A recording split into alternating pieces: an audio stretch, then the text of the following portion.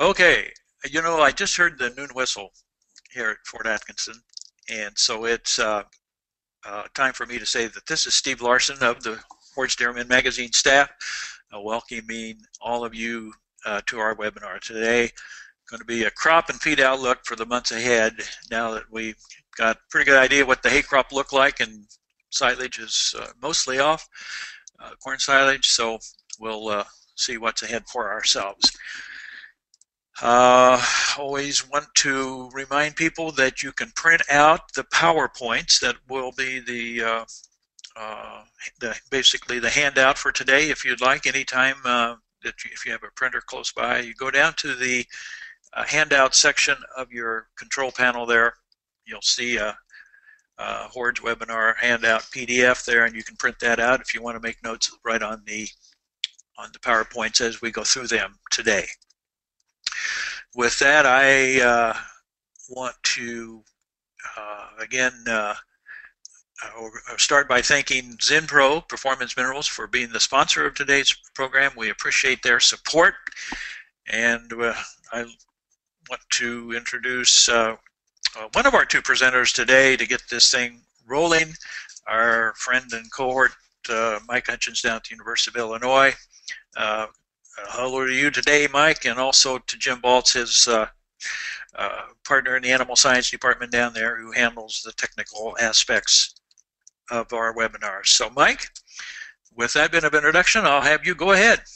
Well, very good, Steve, and it's always good to be online with the group from Forage Dairyman, and this is kind of an exciting program. We're calling it the Mike and Mike program, and I'd like to introduce our other presenter, and then he'll be on here in just a few minutes. We'll be having Mike Rankin joining us. The first time we've done a kind of a joint one here. We're having two people going at one time. We hope it's going to work out well. I'm very excited, both professionally and personally, to have Dr. Mike Rankin on the program. He received his master's and bachelor's degree from Iowa State University in crop production and physiology. He then served 27 years as crops and soil agent in Fond du Lac, Wisconsin at the University of Wisconsin Extension Service, and also served as co-chairman of the Wisconsin Extension Forage Program for 15 years. Just recently, he assumed the role of managing editor for Hay and Forage Grower magazine and Hay Weekly, which I get to see, and that's well done, Mike, in April of 2015, and that's after Forage Dairyman and Sons company purchased the publishing rights to that magazine. So that gives you a quick overview on Dr. Mike Rankin, and he'll be on here in just a few minutes, and I'm going to kick off the program if we can. As Steve already alluded to, the sign-up time for the dairy bill is been extended, and so things are happening. Here's a quick overview that I'm not going to read these things to you, but the first one has to catch your eye and my eye, and that's Class 1 milk price, about $15.82. And of course, in the government program, it's an all milk price, so it's going to be probably in the high $16 as far as that goes. Notice the fourth bullet price. Our cost that I work out Illinois is $7.21 per cow per day using current feed prices right here. And of course, the USDA calculates it differently. That is for lactating cows.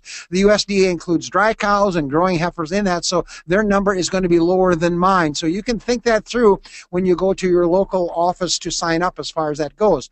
Lots of exciting factors down there. The bottom one is probably most concerning. I think Mike's going to comment a little bit on California here. One eye-opening to me was a news release we saw a couple weeks ago. New Zealand is getting the equivalent of our $9 milk. $9 milk. Their milk prices just is plummeted and having huge problems there. And of course, you read in the newspaper, there's been some protests in France in terms of the milk price there, and a news release that said 50% of the UK dairies will go out of business. So certainly all those become factors for our U.S. dairy farmers in terms of what's going to happen here.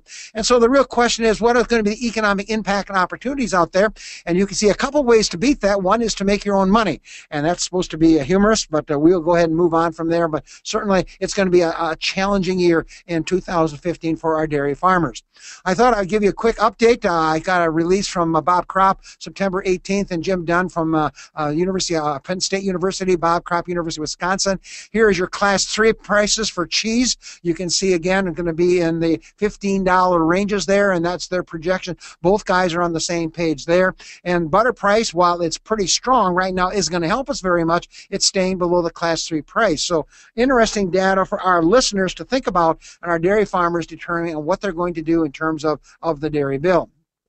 I thought I would kick off in getting some data that I've got here. It kind of sets up Mike Rankin's part of the program very, very nicely. I want to thank Dairyland Labs. This data just came in. This is 2015 data, so this is hot off the press there. You can see what we have is the legume mixed hay values there, and for the 2015 crop, and there's 20,000 samples in that database, so it's a pretty good number. And as the guys and gals from Dairyland said, there's not too much excitement here when you look at it. If you look at the 5-year average, it looks pretty similar as far as that goes. I guess the only number that jumps out at me, Mike, and you'll be commenting on that, is the RFV, RFQ values are on the average really pretty meager, pretty low as far as that goes for high-producing dairy cows. Some of you may want to look at this more at your leisure. This just shows you the percent of samples and the ever-famous bell-shaped curve. You can see on 15 a little bit higher bell-shaped curve there, and it depends how your eyes look at it. Might be a little bit of a shift to the left, but that's kind of where those samples shaken out to give you a little more of a frequency distribution. We also did corn silage, and they had, believe it or not, I was surprised to get this, already 13,800 samples came in. And you can see the protein is down. Not a big surprise because starch is up. And that's good news for our dairy farmers, meaning that even though corn prices look like they're going to be fairly modest right now, we got some very nice higher starch numbers, 2 percentage points. That's probably statistically significant. The 5-year average you can see based on 160,000 samples there. And you can see on the NDF numbers, starch goes up, something's got to go down, NDF goes down. That's good news. And if you look at the NDF 30-hour one there, not much change. So even though fibers are down, it's got about the same digestibility there. Again, you can look at that. The protein did skew. Now you can see a little bit lower in protein. Probably reflects the starch in these feedstuffs. There's your starch. That's the good news. And the other one was the bad news. And here's your NDFDs. And again, this would be actually a little bit of a bad news in the sense that it looks like it skews a little bit more over to the left side, which means our fibers probably aren't quite as digestible this year as over the 5-year average there. I thought I would show this also. This came in from Dairyland Labs looking at the 2014 crop year. There's 180,000 samples. And it's kind of interesting to look at what we have here. We've got the NDF digestibility at 30 hours. And, of course, not a big surprise. The big winner over here is BMR corn silage. Next to that is corn silage. So you can see our corn silages have the higher NDF digestibility values listed over here. Our alfalfa comes in kind of a distant third, maybe almost last. You can see numbers here averaging right around in the low 40s. Here you can see also grasses, and then you got your small grain silages. Not much of a curve at all out there as well. So again, that's interesting to look at in terms of that. And here comes your NDF digestibility adjusted for organic matter, taking the ash out of it, 240 hours, and this is expressed as percent of the dry matter. The previous one was percent of NDF, so don't get confused on that, listeners. And you can see just what you'd expect to see, kind of a mirror image, except it's just inverted. And so here you can see our corn silages have lower values here. And we're going to talk a little bit more about that after Mike Rankin finishes his part of the program on what that may mean in terms of fill factors in the feeding program. So here comes our first poll question. So get ready. Jim Baltz is going to open the polls here. And so the question is, what will legume grass quality and prices be in your area? Now, we got some people from Canada online. We've got some people from all over the United States here as well. You have 5 choices, about the same as 2014. A second choice, prices will be higher, but with lower quality. Prices will be higher, but with higher quality. That's another choice. And, of course, the reciprocals, prices will be lower with lower quality, and price will be lower with lower quality. So the polls are open and they're off and running. And Steve, what's your thoughts? Well, I think number 4 probably reflects our area here. Be interested to see what Mike Rankin thinks, but I think that prices will be low because we've had some tremendous crops, both corn silage and hay silage this year, and as far as I know, the quality is pretty good in this area. So that would be my pick. Okay. Voting's going pretty well already, up over 60%. That's good. Yeah, those Republicans are a little slow, though. I tell you, we got to get them. They're probably wondering who the Speaker of the House is going to be. I think that's weighing in on the voting. Yeah, I know it's. Let's go ahead and close it off here. And Jim, I guess you can show that our people can see it out there. And Steve, you win. 40% of the people said prices are going to be lower with higher quality. Coming in second, prices will be higher with lower quality. So interesting. There's a difference there. I think our California people would vote differently than perhaps our folks in Wisconsin and perhaps people down in South Carolina. So we're going to move on then and move on to our next PowerPoint.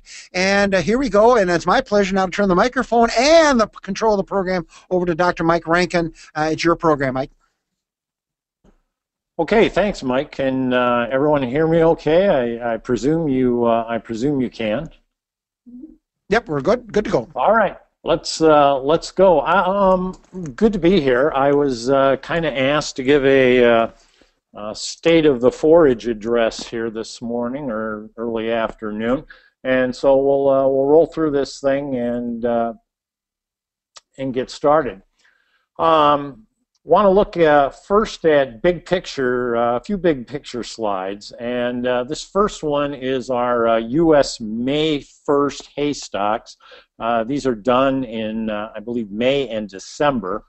And right away you can see that in 2015 we have, in a period of a couple years following the 2012 drought, recovered in terms of our hay stocks quite nicely. In fact, hay stocks, as we started this growing season, you'd have to go back to about 2005 to find a year when there was actually more hay in storage. Let's look at price now. A couple things about USDA reported prices, and this is just alfalfa. But I do want to point out that it's the average or mean of all quality types, and it's also weighted by volume. So, for example, if they sell more hay or more hay is exchanged in, say, a state like California, it's going to have more impact on this price than another smaller state that doesn't move that much hay. But as we look at these numbers, $159 a ton in August, the average price, we can certainly see that the last 4 years have all hovered around $200, and again we have to go back to 2010. And when we had a lower price than we're currently at. And I don't know, as we look in the early 2000s there, whether we'll ever get back to that point in time. But certainly the run of the last 4 years appears to be over in terms of at least an average price here of $200. And to me, I almost look at these numbers as kind of a relative thing. Moving on to the next slide. Again, some big picture comments here, and I should say that well, let's talk about acres. Alfalfa and alfalfa grass acres are down in 2015 by about 108,000 compared to 2014. I think that's not a vastly surprising number, but when we look at California, they're actually down. They account for half of that loss in acres. In fact, they're at the lowest number of acres they've had since 1939. And it's hard to know how this will impact prices, if at all. The USDA crop report just came out here the other day, and I will say that for U.S. hay production, that's actually up 3%. So that's, although some of the western states are down, including California, and of course acreage does play in to that number. Let's look at exports here real quickly, and you might ask, well, you know, we don't export hay, why do I even care? Well, the reason that we care is that if it doesn't go somewhere else, it stays here, and it's in our marketing channels, and that certainly has an impact on both supply and price. But if you haven't followed U.S. hay exports, they increased rapidly up to about 2013. They were down somewhat in 2014, and they're trending lower in 2015. And that's primarily because less hay is getting shipped out to our two biggest export countries, which are South Korea and Japan, and there's numerous reasons why that's occurring that we won't go into here this morning. I would also point out that China is a up-and-coming export partner, and they were up 44% in 2000 or so far this year, but that is a very tough market, and one that you know, one day they seem to find GMO contamination, and the next day they don't, just depending upon whether or not they need hay that particular day or not. So it's kind of a frustrating market for those that are in the export game.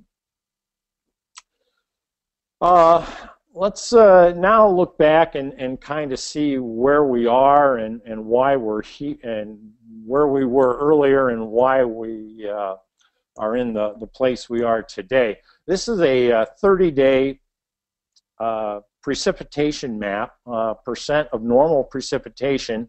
It was created on July 3rd, so basically we're looking back through June. And if you look at those blue and purple type colors, we're talking anywhere from 3 to 5 times the normal precipitation that you would normally have in June.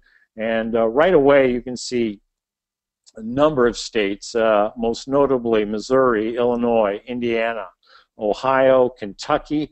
All those states were just barraged with rain. There's certainly areas in the Northeast, as well as areas in the Southwest. And when we were getting reports in from across the country during the course of the growing season, this is what everybody was saying. You know, this is the worst haymaking weather I've ever experienced, and it wasn't just from one part of the country. Certainly, the middle part. You know, I don't know if Mike Hutjens attended church during the month of June. You know, that could be the reason, but we don't know. The bottom line is we had copious amounts of rain and copious amounts of mature, low-quality forage that got made in many parts of the country for first and sometimes second cutting. There was some of this first cutting that didn't get made till the end of June, first part of July. The drought, you know, while some people were getting lots of rain, other people were still suffering from a drought. And of course, the California, the western states. If we look at the map that you see on your left is July 14th, and the only reason I picked that map is that was the map that had the lowest percentage of area that was not affected by extremely dry conditions. The September 29th map that you see on your right, you can see states like Texas have really gotten dry, and that's had an impact on them planting their winter forages. Some are not going to plant until they do get moisture. Others are just hoping that they do get rain eventually. I will also point out that on this September 29th map, this area of South and North Carolina and Georgia, I'm sure on the most recent map that came out this past Thursday, have fallen off in terms of needing any moisture. Here is the seasonal precipitation outlook for December through February, and this is a classic El Nino outlook where the southern part of the United States is wetter, and then areas to the north are drier. And I spoke of those folks in Texas. This is what they're banking on. I know a lot of folks in California also are hoping that this kind of scenario comes to fruition, but time will tell on that. All right, let's wrap up a little bit with some comments about what we're hearing. I would just say that some of these comments are coming from our Hay Weekly digital newsletter. We have a section in there that we call Forage Road Trip, where we actually get state reports each week, and then also our market section, where we actually report USDA weekly hay prices. Seth Hoyt also makes some comments there as well. So if you're wondering where I'm coming up with this, I'm not just pulling it out of the air. Again, we already talked about the fact that early we had very wet conditions across many parts of the U.S. Very difficult making hay and haylage. A lot of low quality material that was made. A lot of fields that were damaged. In talking, I was out at the National Hay Convention a couple weeks ago. Most of those folks who do a lot of commercial marketing said the year was really one of bad, good, bad again. And the good was that it dried out, and they said they were able to make some reasonably good quality third crop, and in some cases fourth crop. But also in many parts of the U.S. it started to get pretty dry at the end of the season, and their yields weren't quite as high as what they would have liked. One thing that is the overarching comment from a lot of areas of the U.S. is that hay simply is not moving. Dairy inventories appear to be very high, even in California.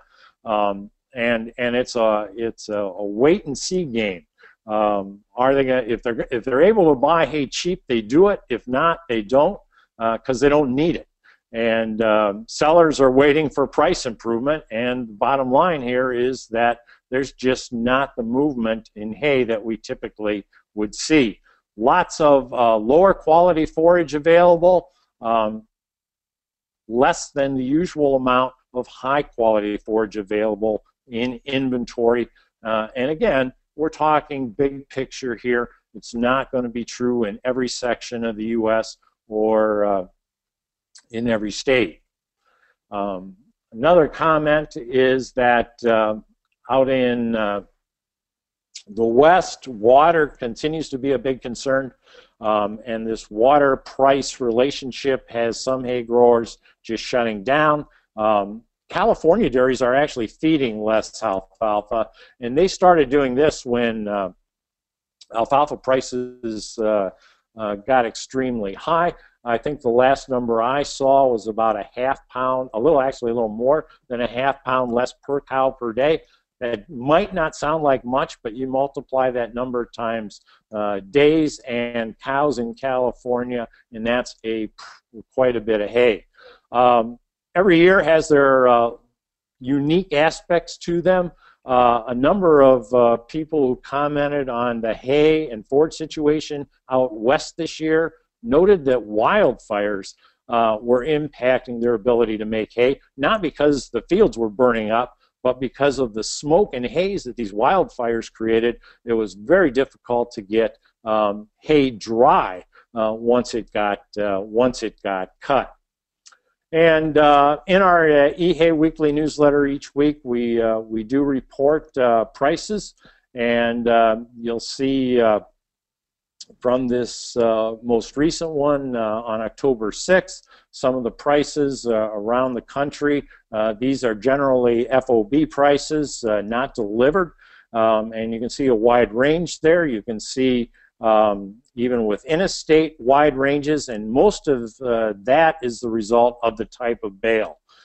Small square bales generally bring a big premium relative to large rounds with large squares somewhere in the middle. So that's kind of the hay price and inventory situation as we stand here today. Well, very good, Mike. I guess I'm up and we're off and running to look at some of the other crops that may be of interest to our listeners as well. So a quick update on corn grain, and let's go there. Again, take two estimations I thought were interesting. Back in mid-September, we had three estimations on yield: USDA, the Pro Farmer Crop Tour, and the Allendale National Survey. And you can see that USDA had the higher number. And you may say, well, it's only a couple bushel. When you get to millions of acres, a couple bushels here and a couple bushels there, pretty soon you're talking a lot of corn. As Mike already mentioned, the USDA October 9th release came out, and there you can look at the data. The bottom line you can see is acreage is down, yield is down, the amount of corn will be down about 5%.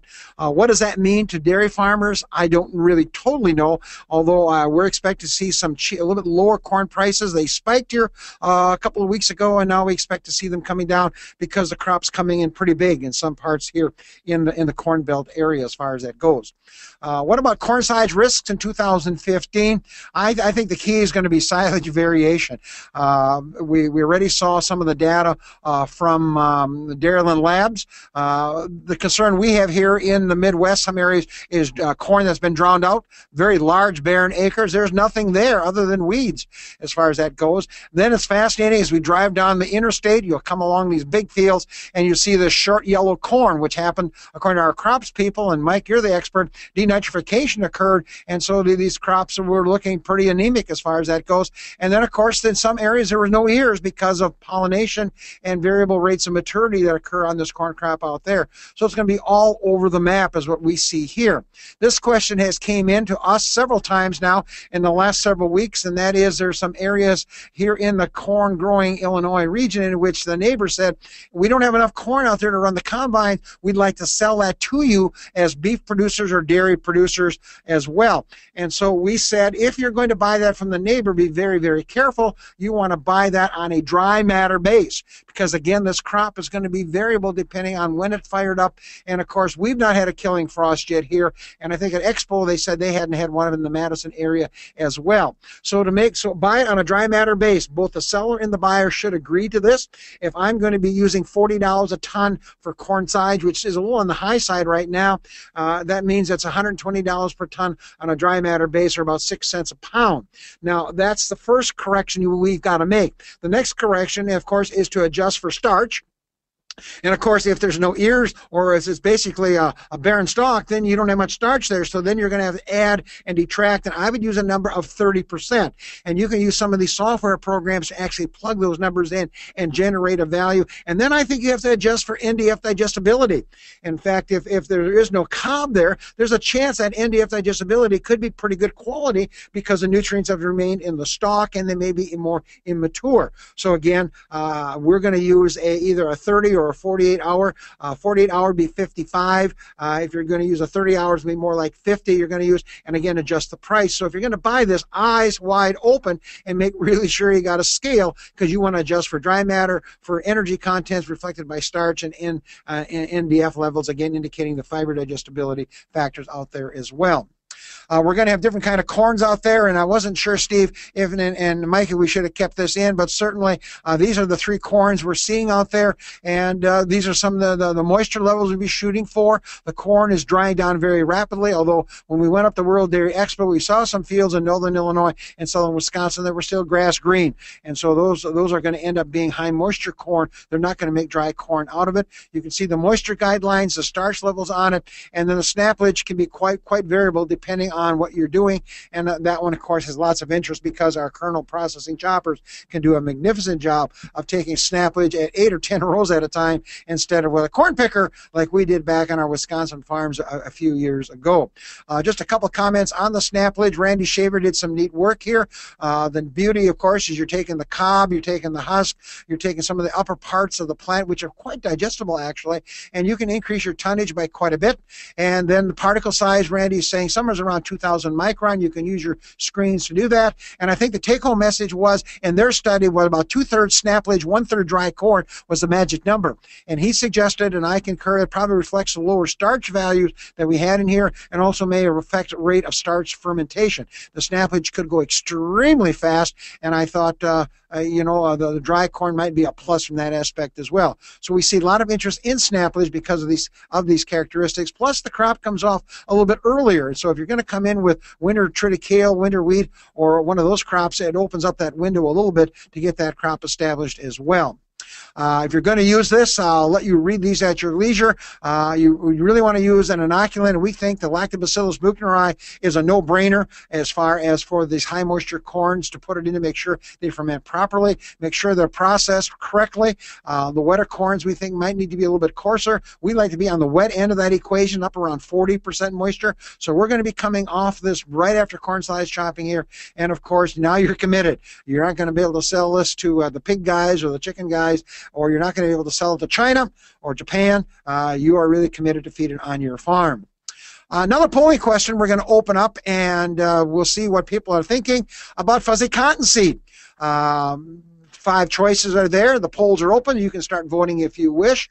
And you have choices. Number 1, we do not feed fuzzy cottonseed or add any added fats or oils to my diet. I'm kind of curious on seeing that. I'm not sure there's a right answer here. Steve, you'll get to vote here in a second. Second one, I'm going to feed more cottonseed this year. Third choice, I'm going to feed less of it this year. Number 4, I'm going to substitute soybean seed for it this year. Or number 5, I may consider looking at a commercial fat, oil, or animal product. So the polls are open or running. Steve, any comments? Well, we haven't been feeding cottonseed here at the Horton Dairyman farm for several years, mainly a price thing. So I guess I'd have to say we probably aren't going to be investigating it very much in the months ahead, but we'll see what the others think. Maybe time to take a look at it again and see whether or not it fits. Okay, we're voting pretty briskly here, and our time is moving on.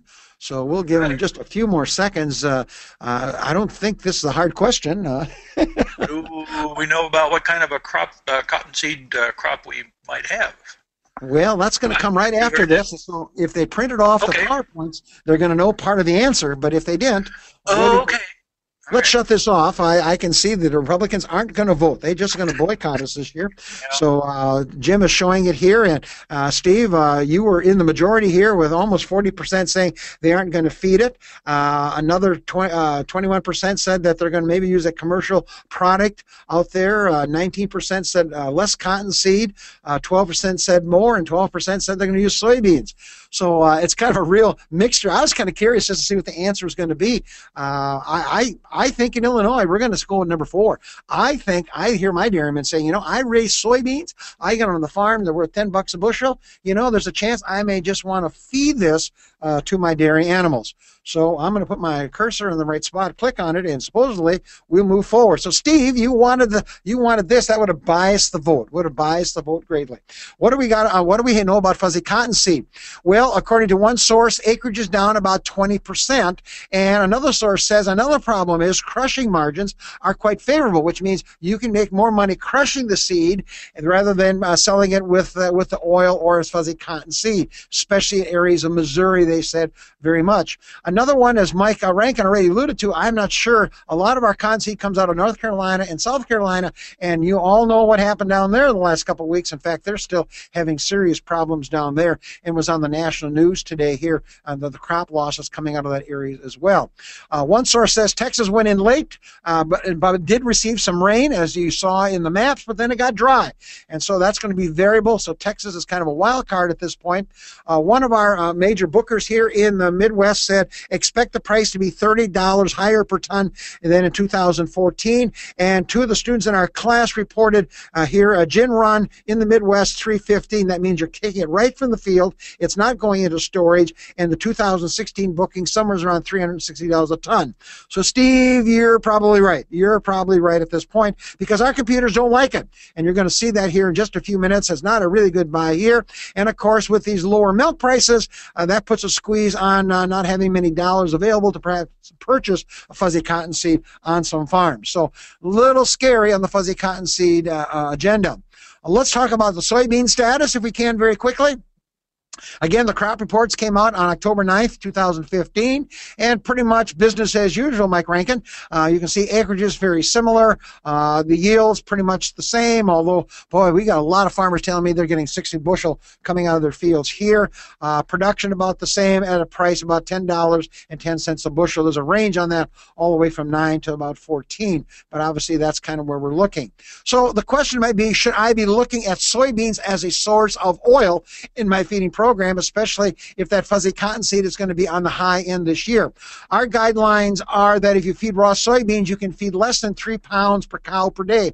You're going to have to grind them down there, and higher levels of that you may run into some protein digestibility problems. The rumen microbes have to knock out some of the anti-protein factors such as trypsin inhibitor. So we cap it down less than 3 pounds per cow per day. Be well aware, very degradable, very soluble protein sources. The roasted soybean is very popular, 4 to 5. Some people even go up as high as 6 pounds per day. I stop at 5 because of the amount of oil coming in here. And now you want to crack these. Some pretty good work from Ohio State says cracked beans will maintain the RUP values as far as that goes. We don't want the oil exposed in the rumen, and that's the problem with extruded soybeans. You push those soybeans through a very small opening or die, and they literally squirt out. And so as a result, the oil is ruptured out of the seeds, and now we got another problem of the free oil. So that's how we're kind of clamping that number down there just a little bit. So again, this might be something you want to take a look at. Generally, the roasted soybeans, $40 to $60 a ton over the market price of raw soybeans. And then, of course, you've got to be sure that it's done correctly. There is a test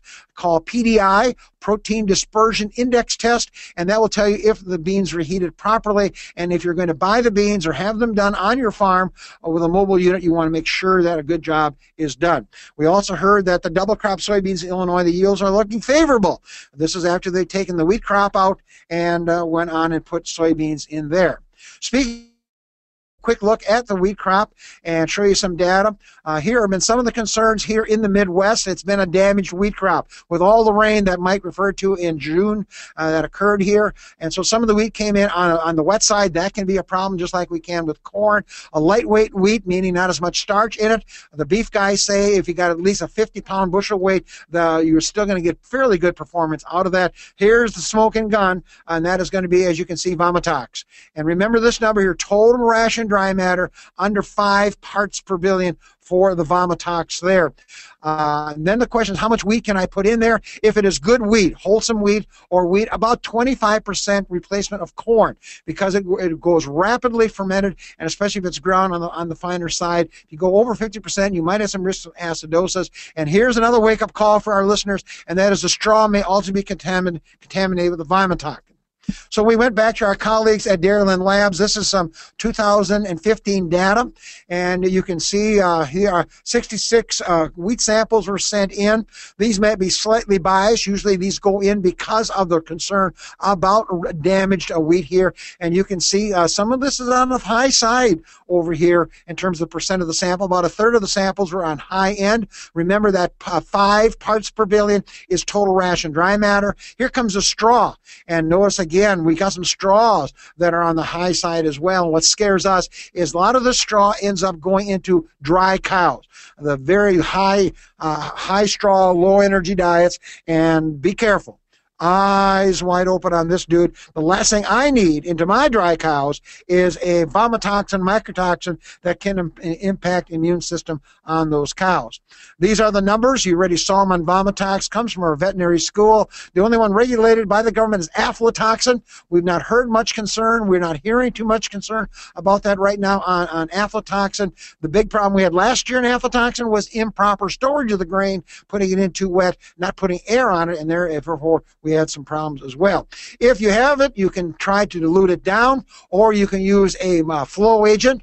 That's the legal term. Some of you want to call mycotoxin binders. That terminology now I understand is being looked at by USDA, and you can see for aflatoxin you're going to be looking at the clay type products listed here. Novosil will be a brand name. The yeast cell wall binders, the moss products, the glucomanins, those are the ones you're going to look at, and there of course you can see that's where the vomitoxin is sitting in this category over here. So So again, if you're going to feed some of that, you may want to look at that. Why would you feed it? Because back in July, we had some mills refusing to take it. We had one dairyman that could have gotten it free of charge just for the hauling, or they're taking tremendous dockages occurring out there at the mill, down to $1.50 per bushel. That's all the mill would pay for that. And so people were saying, should I feed it to steers, beef cattle? The answer is yeah, even dairy cattle. Take a hard look at that as well. Well, time is rapidly moving on here, Mike, and so we got to make sure we have time for questions. Let's start to wrap up here. Let's making some good feed decisions. Some of you online already saw this. Victor Cabrero gave a webinar on this. It's on in the archives if you want. This is FeedVal 2006, and we go in and we take a look at the value of various feedstuffs. And so I got the September report 2015 by Dr. Cabrero, and these are the current prices. And remember, all these feeds, and there's about 26 of them, work against each other to say where are the good buys.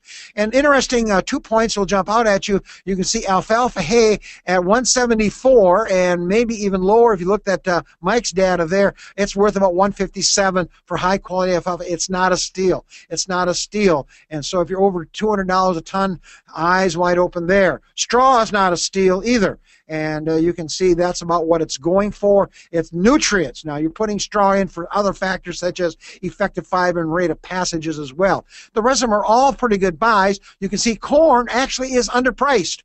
If you look at this, it simply says it's worth about with all these other feedstuffs, about $5 a bushel. At $3.86, it is a good buy. So that's why you might want to think about if you can buy corn currently, at $3.70, $3.60 a bushel. You may want to lock in, as Steve mentioned a bit earlier.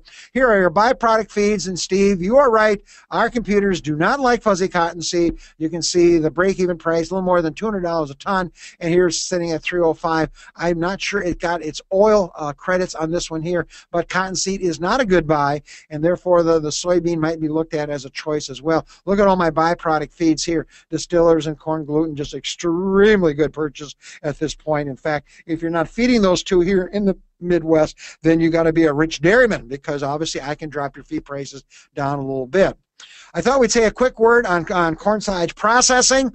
That's pretty much over at this stage of the game. But the question, should I process corn silage? The answer is yes, you should. This is the traditional kernel processed corn silage, and you can see about 2 pounds milk increase here on these on this kind of product as well. So everybody here in Illinois, Wisconsin, California, New York, Canada even, should be processing their corn silage, just because there's about 2 pounds of milk on the table, and normally about a charge about $1, $1.50. Some of our custom operators are charging to recoup the cost of their equipment. The big question, of course, there is your traditional processor over there on the left side, on the right side. Here is your kernel, here is your shredlage type unit that's on the market now, and of course the John Deere Kernel Star processor is also available that can be used, and all of them have slightly different design features with them. We thought we'd put this table out. We've added shredlage here now, so this is what, if you got your corn silage chopped for this year, if it's shredlage, we'd expect it to look something like this. That's going to be at about 1 inch to 1.25 inch theoretical length of chop. Here's my normal corn silage. You can see it really doesn't change the bottom box very much. What it does, it moves about half of what's in the second box over to the top box over here, trying to replace some of that baled hay that we may have to buy that may be a bit on the expensive side. We also got from Dairyland Labs the 2014 crop year. You can see here we have nearly 1,000 samples here, and in 2014, all the wonderful work out of the University of Wisconsin, you can see it's still 16% of it fails, and only 20% gets an A+. The difference between the brown bar and the green bar is 4 pounds of milk per cow per day, according to Dr. Randy Shaver. In the blue bar, you'll get 2 pounds going from here to there, and another 2 pounds from the blue to the green. Look at the values. So you want to be over 70. You want to be over 70 on a kernel processing score.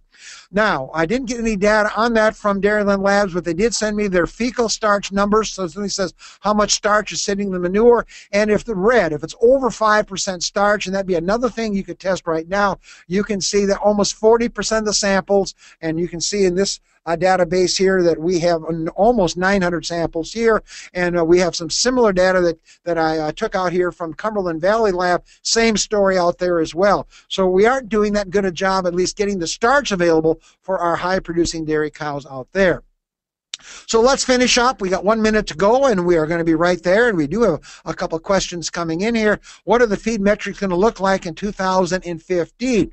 And so you have to make some assumptions. And obviously, here are my assumptions. We hear these are prices all are all on 100% dry. Excuse me.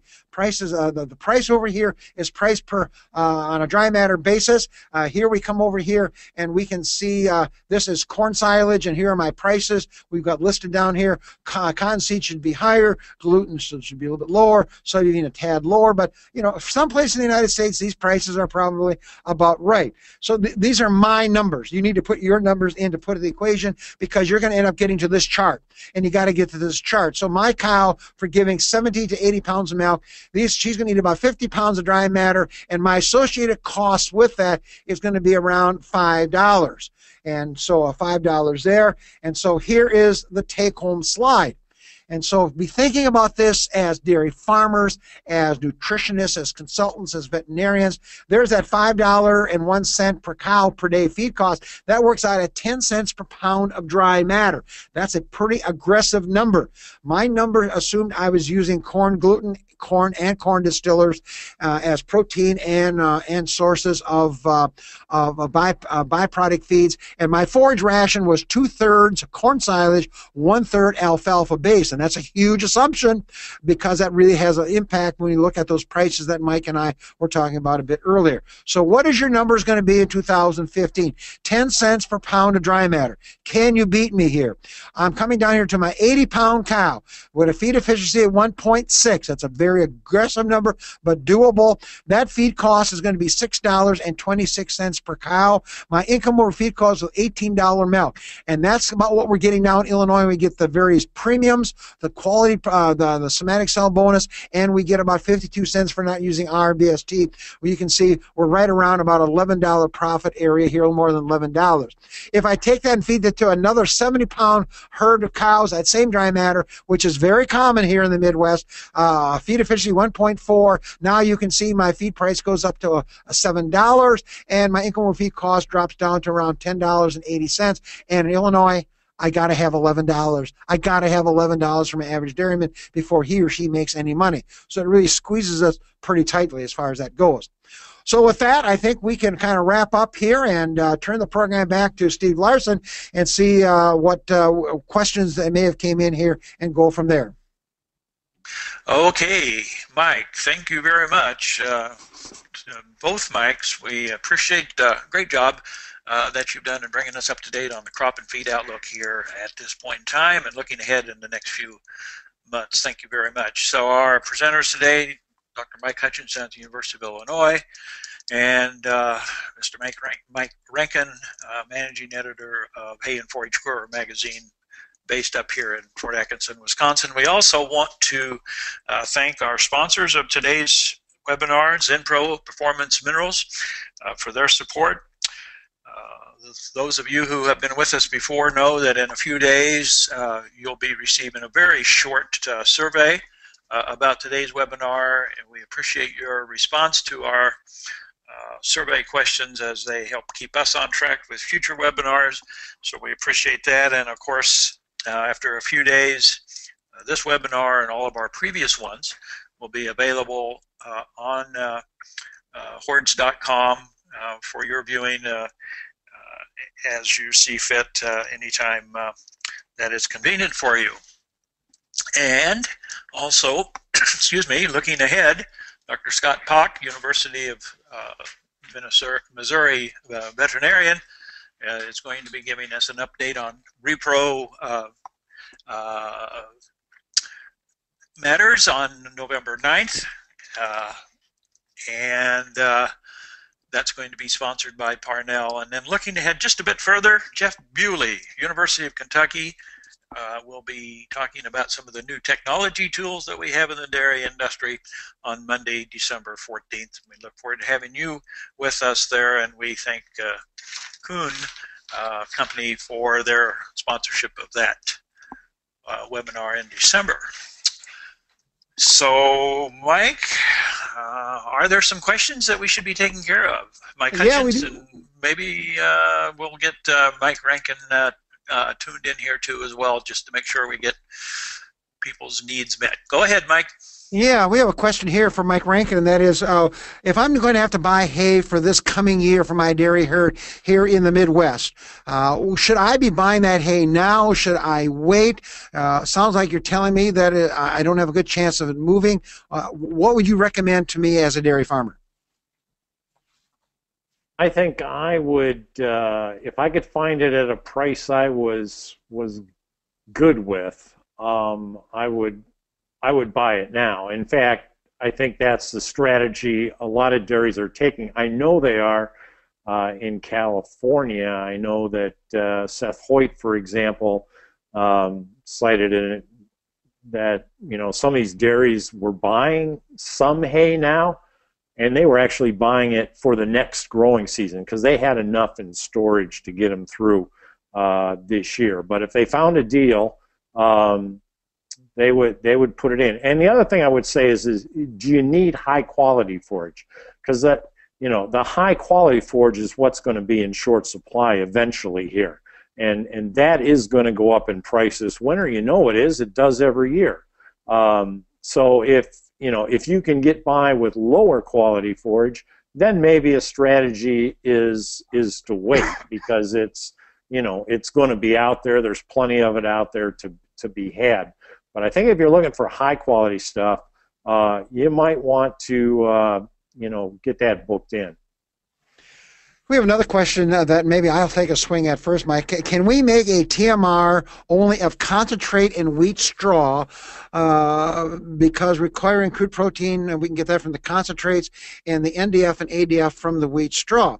And this is an easy answer. The answer is sure you can. You can do that. In fact, I think if you look at our colleagues in Israel, where grain is really cheap and water is few and far between, they feed a lot of wheat straw and a lot of small grain forages out there to their cows. Behold, they have the highest milk production in the world over there as well, under some interesting heat stress conditions as well.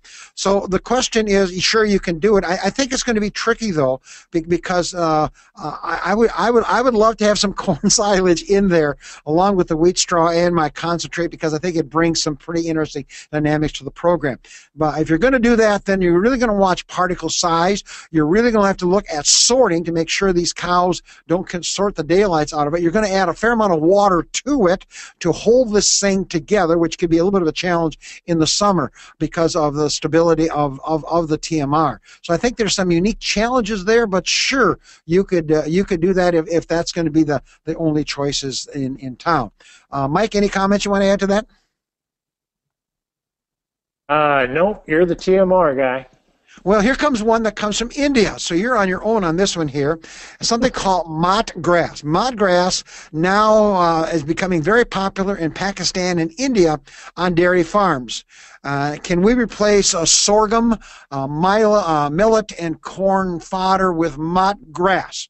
Do you want to make any comments on that? I'm not going to touch that. Well, I am not familiar with mott grass. And I'm not sure why, what the reasons are for, the substitution.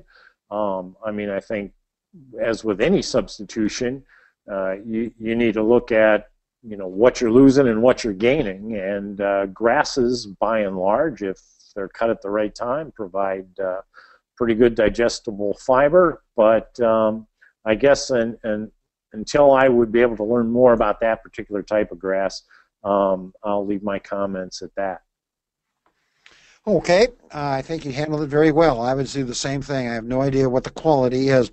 Here's a question I'd like to take a swing at, and Mike, then you can jump in as well. My question is that a cow needs 18% crude protein, dry matter, in peak production. Let's stop right there at the question. I think if we get it right, I think the Cornell people clearly show that 16.5% crude protein in the total ration dry matter can really support really great 90, 100 pounds of milk production very, very nicely. Then he says, or she says, can we fulfill this requirement by giving only a hay, alfalfa hay, to animals, because alfalfa hay is about 18% crude protein? I thought it'd be more economical than concentrate feeding.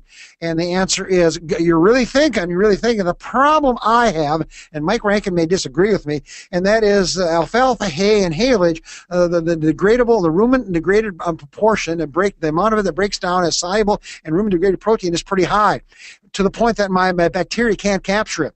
In fact, I wish I would have put that PowerPoint in. I don't have it here. We just ran 3 Spartan rations in our class that we're having on forages, which was 3/4 alfalfa, 1/4 corn silage, 50-50, and then 75 corn silage and 25% alfalfa. And the person who raised the question was right. I had to put in a heat-treated soy product to maintain 18% protein in that first ration.